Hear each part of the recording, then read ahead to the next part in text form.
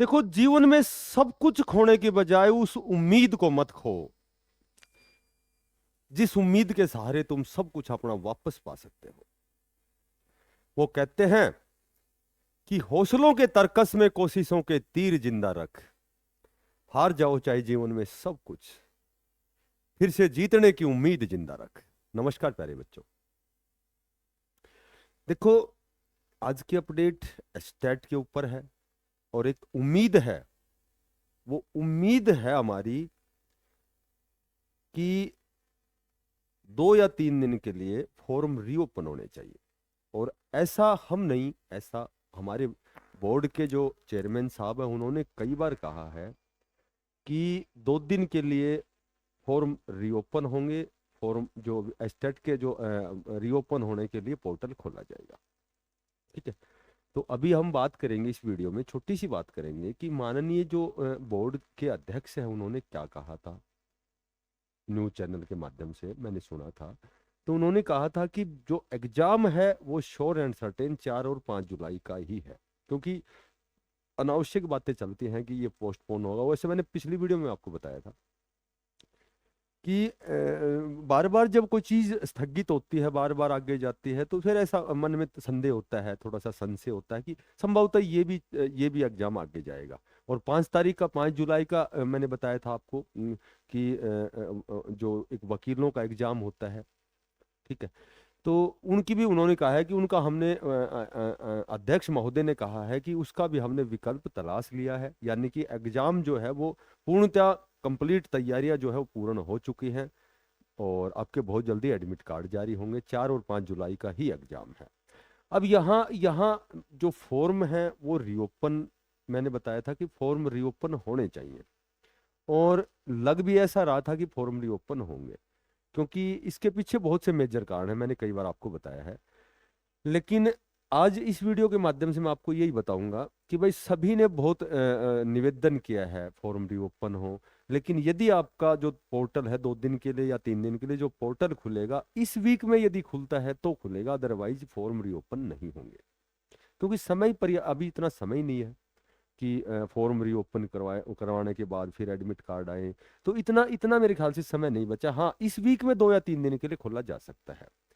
तो सुनने में तो ये आया है, अब भी मेरा मन कहता है कि 2 दिन के लिए ये पोर्टल आपका खुलेगा।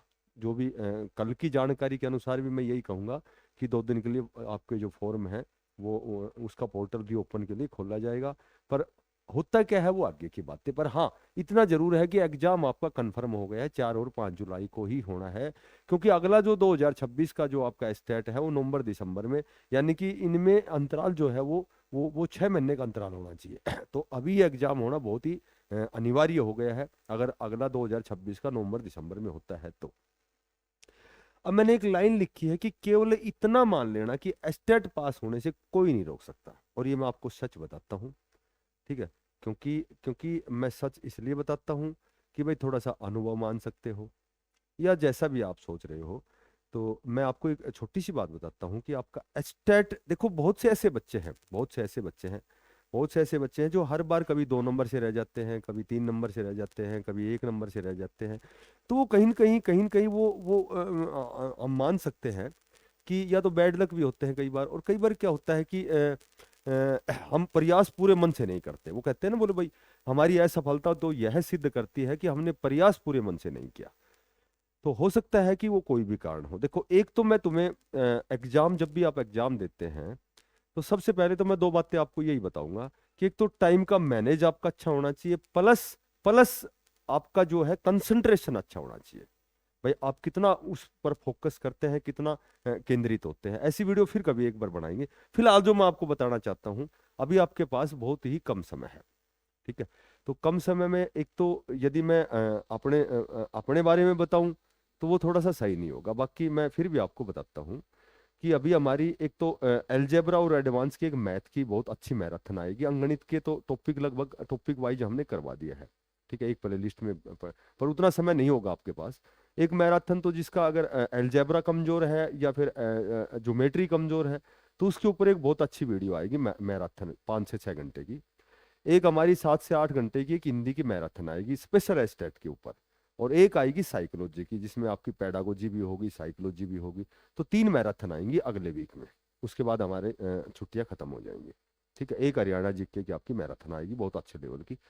और अब मैं आपको बताता हूँ, देखो जिसके भी 5 नंबर तक कम रहते हैं, मैं सच बताता हूँ, ये बात मेरी गांठ बांध लेना, जिसके 5 नंबर तक कम रहते हैं हर बार, जो बार बार एग्जाम प्रयास करता है लेकिन कभी 3 नंबर से, कभी 4 नंबर से, कभी 5 नंबर से असफल होता है।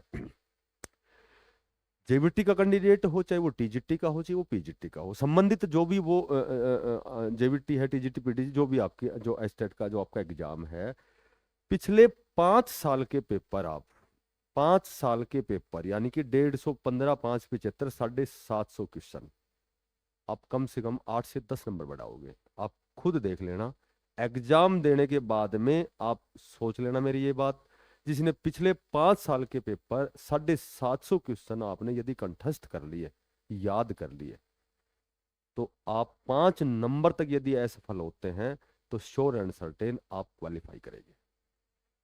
बशर्ते कि आप 5 पेपर याद होने चाहिए, ना कि आप केवल जल्दी जल्दी उनका रिवीजन कर रहे हो, नहीं, उनको याद करना है कंठस्थ। तो कन्फर्म मान लेना, कई बार क्या होता है कि एग्जाम देते हैं तो 4 ऑप्शन आते हैं, तो 2 ऑप्शन तो अपने आप ही छट जाते हैं, 2 ही बचते हैं भाई, इनमें ये हो सकता है, ये हो सकता है। यदि आपने 750 क्वेश्चन पढ़ लिए हैं पिछले 5 पेपरों के, तो आप श्योर एंड सर्टेन कहता हूं मैं, बार बार कई वीडियो में बोलता हूं, ये तकिया कलाम बना लिया मैंने, तो आप खुद देखेंगे कि 5 नंबर तक यदि आपके किसी एग्जाम में कम होते हैं तो इस स्टेट को आप फाइट करोगे। ठीक है, ये मेरा अनुभव है, क्योंकि 2008 में जब स्टेट के नाम से स्टेट शुरू हुआ था, उस समय मैंने मैथ बीएड की स्टेट पास की थी, और लेक्चरर पीजीटी हिंदी की स्टेट, और बहुत अच्छे स्कोर से पास की थी। और और बाकी बताना तो अनावश्यक होगा, बाकी मैं आपको यही कहना चाहूंगा कि केवल आपको 5 पेपर और वो कंठस्थ करने हैं, 750 क्वेश्चन।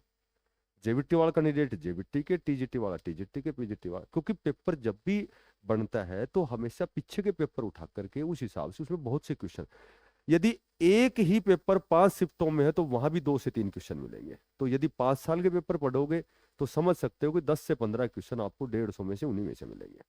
ऐसा मेरा अनुभव है। ठीक है, ऐसा मेरा अनुभव है। तो आज की यही वीडियो थी, फिर मिलते हैं किसी नई अपडेट के साथ। यदि वीडियो अच्छी लगे तो कृपया करके इसको शेयर करें, सब्सक्राइब करें, और एक बार माननीय मैं HSS भिवानी बोर्ड के अध्यक्ष से ये निवेदन करूंगा, ठीक है, कि एक बार 2 से 3 दिन के लिए पोर्टल ओपन किया जाए, ताकि बहुत से बच्चे जो वंचित रह गए हैं तो उनको भी अवसर मिले। क्योंकि जो टीचिंग लेवल की जो भर्ती है वो हर साल नहीं निकलती है, बहुत 3-3, 4-4 साल की गैप में निकलती हैं।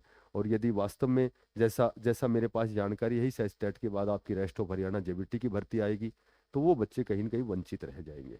और 14 साल में अब आ रही है, तो आगे कब आएंगी ये तो परमात्मा जाने। तो फिर मिलते हैं किसी नई अपडेट के साथ, तब तक के लिए सभी को बेस्ट ऑफ लक, सभी को धन्यवाद, राम राम।